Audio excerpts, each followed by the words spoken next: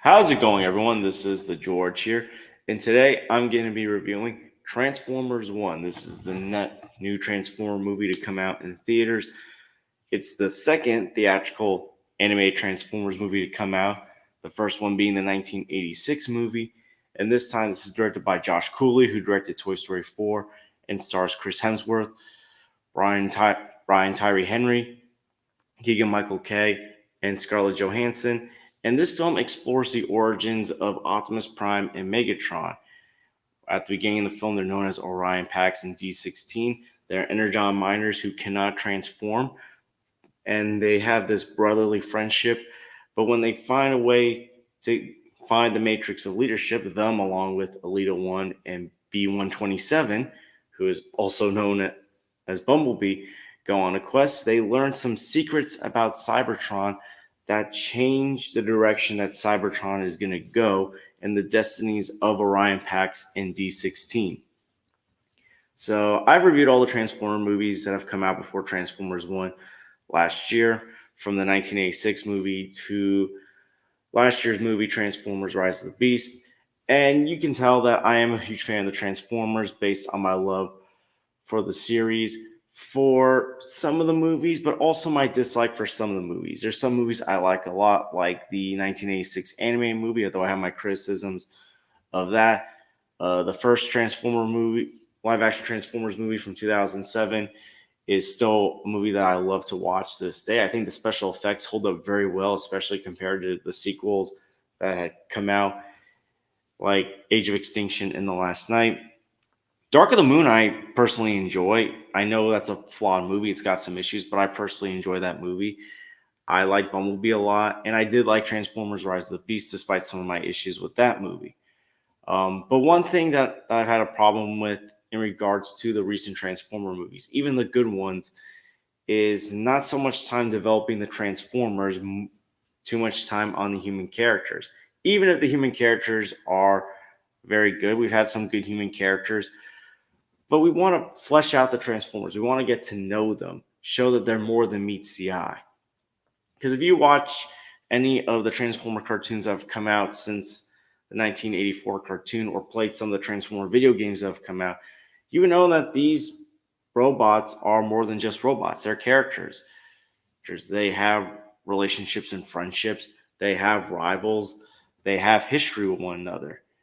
And we need a chance to explore that, and that's what Transformers 1 does.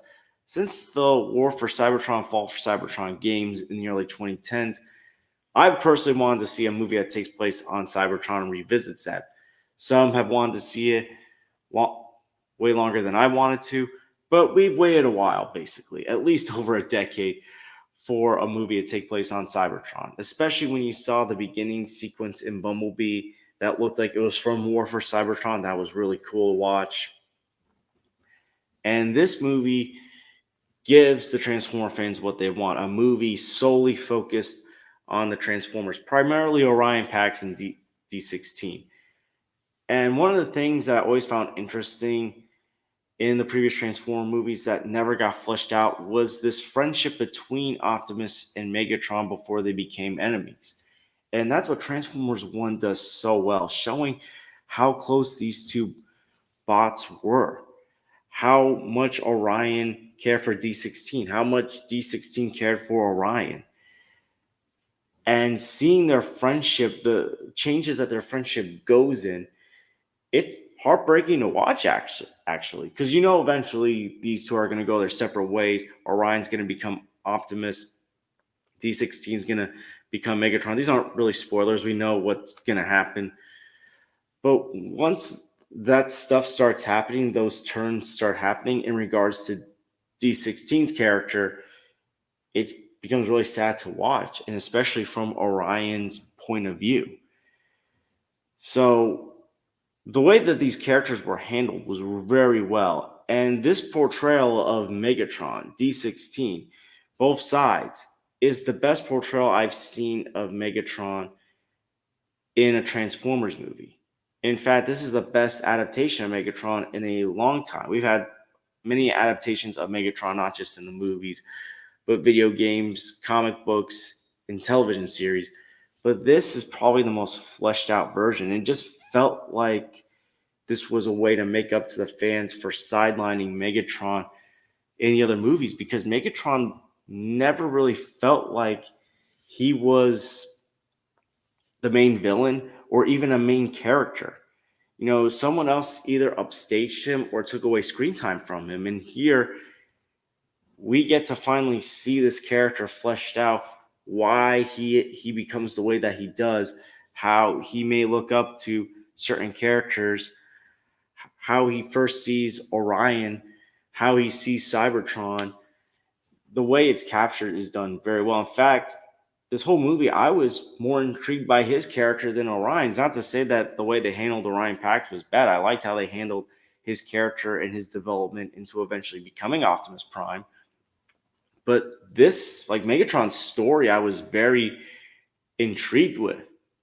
And it makes me want to see more with this version of Megatron, especially. And Brian Tyree Henry does such a great job of voicing this character. I mean, obviously, Frank Welker's iconic as Megatron. I also like Hugo Weaving voicing Megatron, but Brian Tyree Henry with this version of Megatron did a phenomenal job voicing him. In fact, I think this was the best voice performance of the movie. As for Chris Hemsworth as Orion Pax and then later on Optimus Prime, I'm going to be honest, I wasn't thrilled when I first heard that he was announced. Not because I think Chris Hemsworth is a bad actor and I think he would do a bad job voicing the character. That's not the case. I think he's a very good actor. He was terrific in Furiosa earlier this year. It's just you get so used to hearing Pierre Cullen as the voice of Optimus Prime. For me, it's been since 2007 when I saw the first Transformers movie directed by Michael Bay. For others older than me, it was the 1986 movie, those who grew up on that, the 1980s cartoon. But obviously, Pierre Cullen is up there in age. And not to say that he can't voice Optimus Prime anymore, but if you're going to voice a younger version of Optimus Prime, you're always going to have to go with a younger voice actor. And it was a bit weird at first hearing Chris Hemsworth's voice, but as the film progressed, he really did a very good job of distinguishing his own Orion Pax / Optimus Prime voice. So I thought Chris Hemsworth did a very good job. And the way they approached Orion Pax, I thought was very interesting. Some might consider it similar to Hot Rod in the 1986 movie. We would, certain things that he does at the beginning of the movie, but he still captures the optimism, the willingness to help others, caring for Cybertron, mentality that Optimus Prime always has. So he does a very good job with that. You have Keegan Michael Kay voicing B127, aka Bumblebee. And Bumblebee's voice has not been damaged. His voice box has not been destroyed.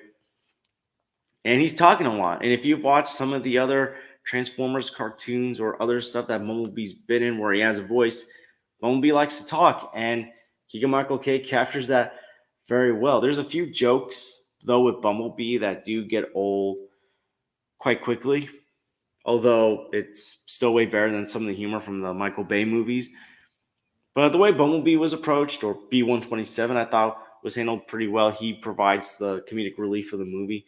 Scarlett Johansson voicing Elena 1, another minor bot who can't transform, who at first gets annoyed with Orion Pax's antics, but grows to respect him and follow his lead while they go on this adventure to find the matrix of leadership. I thought Scarlett Johansson did a very good job. And the one thing that surprised me, even though this was a minor role, I never thought I needed Steve Buscemi voicing Starscream. Even though it's a very minor role, it just fits so well. Oh, it just fit very well. But the lore building of this movie, the way they built it, they did it in such a simple way that the previous movies I felt struggled to build the lore. It felt like they changed the lore every single movie. Hopefully, they do make this like a film franchise. These anime, like with Transformers 1, I hope they do because this was a terrific movie. Hopefully, they don't change the lore every single movie. You can add to the lore, but don't like change it or contradict from the other previous movie. I mean, I don't know how many times they changed the lore with the Bay movies, but here it's like they get right to the point with the lore, and it works very well. Now, it does take quite a while to get to some action, but once they get to the action, there's no turning back. They go all out with the action. In fact, there's some Transformer deaths in this movie that are pretty gruesome and could be hard to watch. I mean, the humor is obviously for the children, the banter, whether it's the banter between Orion and D16 or the quips that Bumblebee's saying. But the action is for the hardcore Transformer fans right there, the ones that want to see great Transformer action. And it's not, even though some of the deaths are gruesome, they're not like messy CGI mess that we sometimes saw with the live action movies. But yeah, the way like the action is done very well. Like they know what Transformer fans wanted to see. The design of the characters look great as well. The animation looks terrific. Honestly, even though I had no problem with the animation from last year's Teenage Mutant Ninja Turtles Mutant Mayhem movie, I prefer this animation style that they did with Transformers over the one they did with Ninja Turtles. Even though I think the Ninja Turtle one, even though I thought that movie was great and I liked that animation style, I feel like this was just way better. The score for this movie, while it's different, it's done by a different composer from the live action movies. There's still that feel of epicness. One thing I did like about the live action movies was the film scores.